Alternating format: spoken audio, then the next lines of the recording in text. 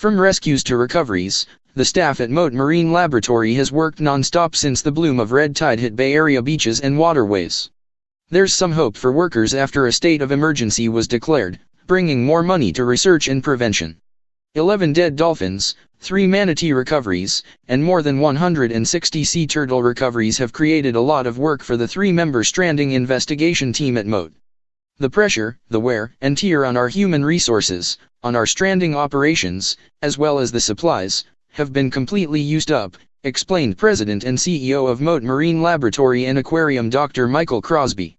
It is a staff that is not designed to respond to a doubling of the amount of strandings that we are responding to. Governor Rick Scott's declaration of a state of emergency will bring some relief. It comes with $100,000 in state funds for Mote. As dead fish continue to wash onto shorelines across southwest Florida, a portion of the money will also go to examining snook fisheries. This is their spawning period and there's been numerous reports of dead snook, from Charlotte to Manatee counties. It's very important that we go out and we get the data, the facts on what the population's impacts are right now. Through modeling, we can forecast what the impacts are longer term.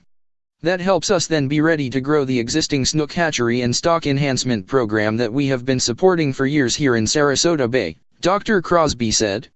Located in Sarasota, Mote is on the front lines of the red tide disaster. A majority of its funding comes from private donors, meaning it has to stretch its limited resources at a time when its work is needed the most. We are beginning to develop a strategy for presenting a comprehensive approach for targeted response to the current red tide and its impact in very targeted areas of research, Dr. Crosby said. Many people ask, why hasn't more been done to fund red tide research? Historically, Mote Marine says it has received additional funding for programs after a significant bloom like the one we are seeing right now, but funding does not often stay consistent in between blooms. Without that funding, some research projects cannot take place.